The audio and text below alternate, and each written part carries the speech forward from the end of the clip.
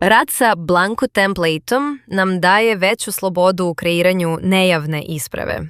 Na početku rada odabrat ćemo broj knjige i potpisnika isprave, a izbor će ostati zapamćen.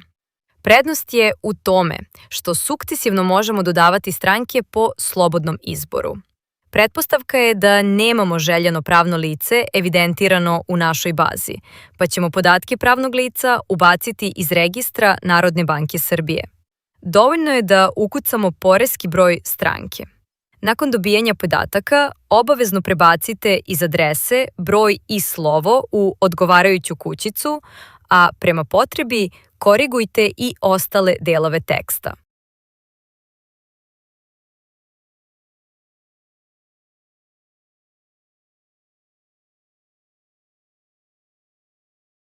Pre povezivanja ovog pravnog lica sa svojim zastupnikom ili punomoćnikom, potrebno je da evidentiramo fizičko lice, na primjer iz lične karte, i da to lice uspešno sačuvamo u svoju bazu.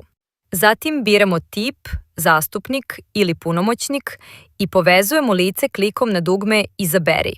Polje za tekst možemo ostaviti prazno, pa da podatke o osnovu punomoćja ukucamo direktno u samoj ispravi ili da ih odmah ukucamo ili kopiramo. Prednost ovakvog načina rada je u tome što će podaci o utvrđivanju punomoćja ostati zapamćeni i mogu se koristiti i u drugoj ispravi. Možemo primijetiti da se tarifa automatski popunila za pravno lice.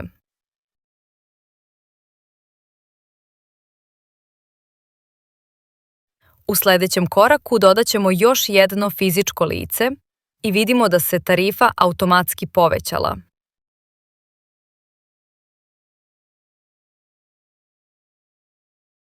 Klikom na dugme Otvori editor možemo videti na koji način će se podaci o licima uneti u ispravu. Primetit ćemo da je upisano definisano utvrđeno svojstvo punomoćnika pravnog lica i vidimo da je naknada utvrđena na osnovu člana 21 tarifnog broja 8.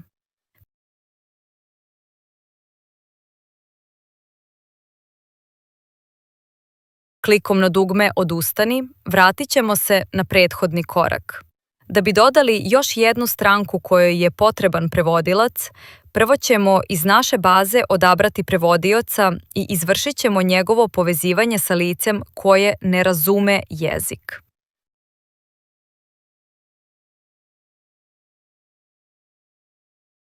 Evidenciju stranog lica u našoj bazi izvršit ćemo, na primjer, skeniranjem njegovog pasoša.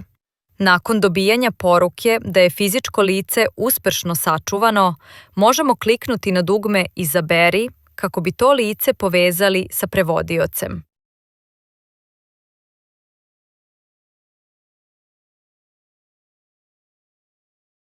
Možemo dodati i način na koji je utvrđeno svojstvo stalnog sudskog prevodioca.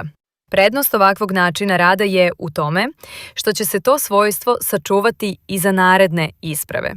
Klikom na dugme Dodaj, u samu ispravu dodajemo još jednu stranku i vidimo da se tarifa shodno tome promenila. Klikom na dugme Otvori editor vidjet ćemo kako se u ispravu prenose podaci o stranom licu i prevodiocu. Također možemo primetiti da se automatski dodao i novi tarifni broj zbog učešća prevodioca u postupku, kao i mesto za potpis za stalnog sudskog prevodioca.